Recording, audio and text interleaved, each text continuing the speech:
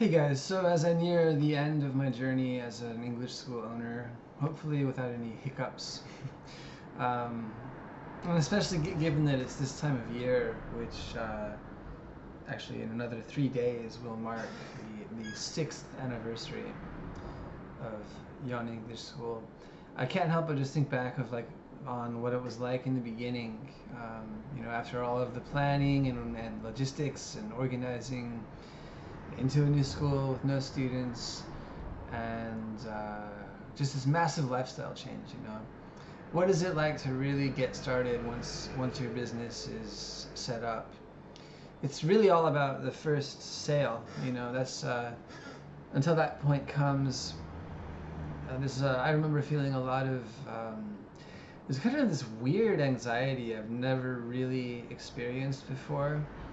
Um, and it generated this huge amount of concentration on money, making somehow sure that money is coming into my life through my school. And I listened to Grant Cardone, If You're Not First, You're Last, and was doing all kinds of research on how to, all of these lifestyle choices and stuff to get things done. So ironically, my very first sale was actually on my opening day. We had an opening party. I invited some friends and kind of acquaintances, and my wife also invited some of her friends. And this was like a potluck. Um, so we were eating and drinking here.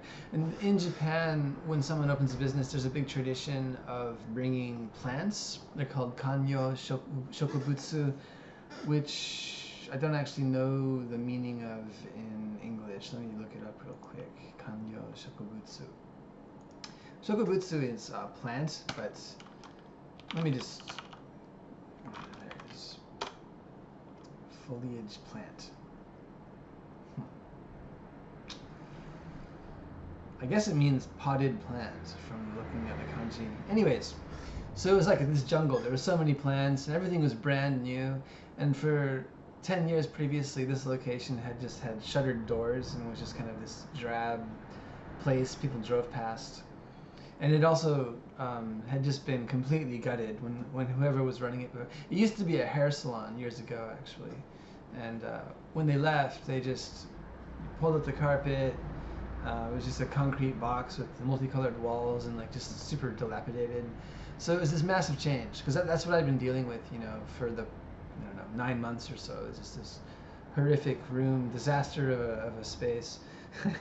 So to see that, filled with people and like a brand new remodel and these beautiful plants, and it was autumn, like everything was um, just changing like crazy. And I noticed this old lady in her 70s was kind of standing about 10 meters away on the sidewalk, looking up at they call it a kanban in Japanese, which is like a sign for your business. And she was looking at the sign and looking at all the people inside, looking at the sign. And so I grabbed a little notepad and went out and talked to her and introduced myself. And um, she was polite enough. Her name was Takekawa-san. Utter perpetual beginner. Came every week for about 2 or 3 years, but never really progressed at all, which happens. But she was my first sale. I just said, yeah, you can come in for a trial lesson. Here's a flyer. This is what I charge.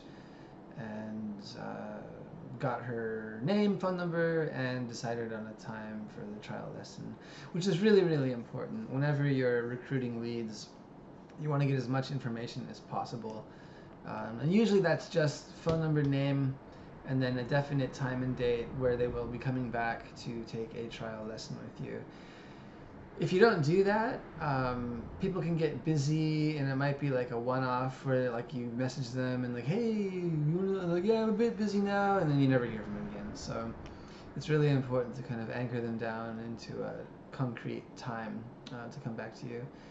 And yeah, Takekawa-san, she came on Wednesday afternoons for a few years. It seems like a world away looking back, just like how much effort I put into things and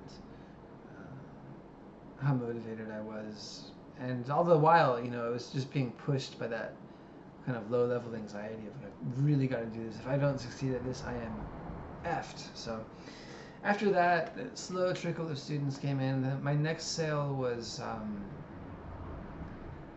this mom. So every afternoon, hundreds of little elementary school kids walk home right past my school, and so I was standing out there handing out flyers, trying not to be creepy, just saying, "Hey, hello," giving flyers. And I noticed in the sea of children there was one mom who was like towering above everybody, and she was walking my way.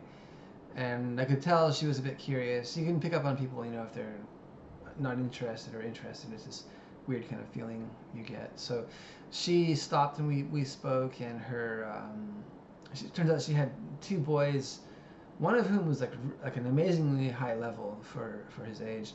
The father, well, the family actually had lived in the U.S. I think for 2 years, maybe 3 years. During that time, the oldest boy was, I think he was in year 1 and 2 in high school, elementary school, and the younger brother was still a baby. I don't even think he went to school at all in the States. I think he stayed home with his mom because the difference between the two boys was unreal. So the older boy came in with his father the next week for a trial lesson, but it was the father was like this incredible cheapskate, unbelievable, and I literally couldn't believe it. I tried to just kind of be like polite and accommodating, as you should in business. There's very few cases where you should ever really be aggressive with anybody having anything to do with your business. It's just a mistake. So after he left, I got a call from another school owner who knew about this guy, and he's like, "How was the dad? I heard you told me about that trial lesson, and I knew exactly who he was. How was the dad?" And I was like, "Man, that was really like, I don't know what that guy expects. So much for so little." In the end, you get what you pay for. You really want to pay for something, you gotta pay for it. So anyways, I gave up on that because the father was just, there's no way he was going to go for a private lesson. That would have been the only realistic option for the son, because he was just above and beyond anybody. So I got a phone call from the mom, I think it was the next day, and she told me that she told me about the little brother. She said, "Yeah, we've got he actually has a younger brother, and we'd like to start him in a group lesson," which is like, even now is a third the price of a private lesson every week.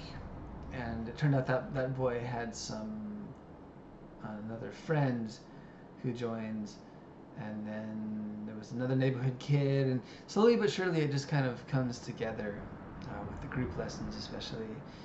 It's nice because a lot of times what will happen is a mom, what I do at my school is I say group lessons are minimum of 3 people, and if you introduce somebody and they sign up, you get 50% off for 1 month, right? Which is a pretty cool incentive, right? You think if a mommy has wants her, one of her children or two, or any of her children to take an English lesson, you just tell them about that. Yeah, that'd be great. Unfortunately, we can't start it. If it's a group lesson, it has to actually be a group. And I made the mistake over the years of doing 2 private lessons at group lesson rates, which is a really big mistake because they'll never go away, ever. They'll just lock on for years. So don't do that. It's so easy to give into because you're like, "Oh, what am I going to do? I'm not making any money. This is so scary." And someone's like, "Well, I was looking at that. We'd really like to come, and it's just the private lessons are just so expensive. Do you think we could do maybe a group lesson, but just one person? Would it be okay?" And you're like, "Okay," like that. And then before you know it, you're locked into basically making like roughly what a normal Eikaiwa teacher makes, but only for 1 hour. It's like 1,500 yen. It's just horrible, and it just never goes away. They'll come for 3, 4, 5 years, which is what happened with this kid actually. Eventually, one of the kids was, I hate to say it, just not very bright, and immediately just fell behind and like wouldn't speak, and just stared at the table. And then one of the kids in the class was like this amazingly like over the top energetic kid, and then there was this other kid who was the little brother. It was the weirdest lesson. And so eventually the super energetic kid went to junior high, the super like lethargic kid just quit, and then I was stuck with this one kid for, I think 3 years he came on Mondays from 4:15 to 5 by himself. And the mom was just like, mm-hmm, ain't no way I'm changing this. It's horrible. So, but those are, yeah, that was only, just that mom was really the only problem mom I had. Just like unrelentingly cheap and, um, I don't know. You really have to wonder what people are thinking sometimes. But from then on, the more I threw events and just stuck around and didn't go under, basically, the more students came. Eventually, it really just boils down to word of mouth. People, Japanese are funny that way. They are not very explicit about acknowledging you or interacting with you, but word spreads. People know about you. They see you coming in every day, and you're good with the kids, and you're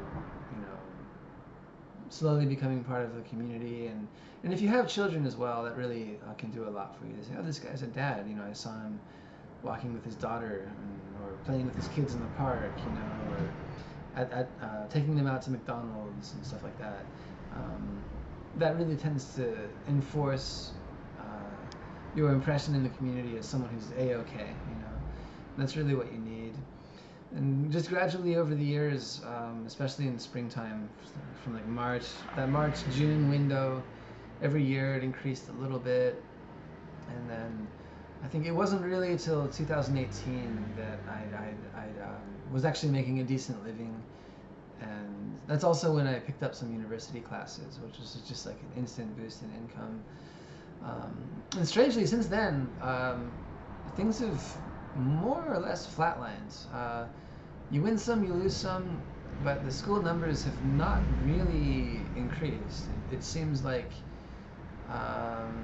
every time I gain a few students, a few will quit, which is fairly standard. And as I mentioned in other videos, it doesn't seem like I'm getting the same influx of little-ins. That's what you really need. You need like the ones that are in kindergarten, preschool, and they're going to stick around till maybe the end of elementary school. And you get like 30, 40, 50 of those, and you're just like super stable. But you have to be really, really careful about how you structure classes. So right now I've consolidated the heck out of every class I have. It's just like, that's the way to do it. Otherwise you end up teaching like 4 classes with the same textbooks, and it's you spread yourself thin. There's no reason, I don't care what anyone says, there's no reason to work more for the same amount of money, especially in teaching, because what you're really doing is you're selling your time. And it should be the case that the more of your time you're selling, the more money you're making. That's just business, right? I don't agree with any other business model, because I've been doing this long enough now. I've given up a lot. I've taken hits for customers, done stuff for free, discounted things, forgotten about textbook payments, because I like to do the right thing for people, but at the same time you also have to do the right thing for yourself. Otherwise it becomes untenable. So yeah, I just wanted to kind of reflect on things. It's amazing how time can pass, and then you're like, dang, I've been doing this for 6 years. Where did it go? Yeah, it is a mysterious thing. I'm glad I've done it, but as I've said in I think yesterday's video, it's about time to try something else. Head west, as they say. My only hope is that I can get out of here smoothly and pass it on to someone who actually appreciates the opportunity and will do something for it. I really feel like if it were a team, if there were like 2 people, like a Japanese administrator, teacher type, and then a native English speaker, I feel like they could do amazing things.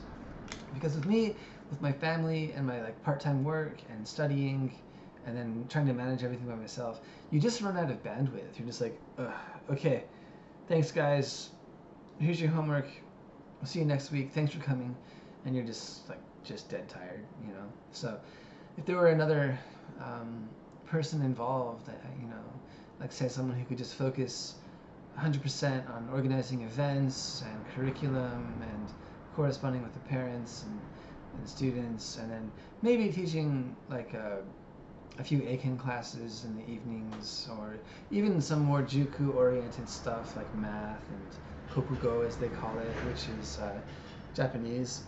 And they make this big distinction. They say Nihongo is not Kokugo. So Kokugo means like basically country language or national language. They don't call it Nihongo in Japanese schools. They call it Kokugo. It's just one of those things. But there's a big market for that as well. And I'm not really interested in it, but it is there. So whoever took this place over would have an opportunity to kind of get involved with that. So I'm going to hope something like that comes along. All right, video's getting long. I'm going to stop it.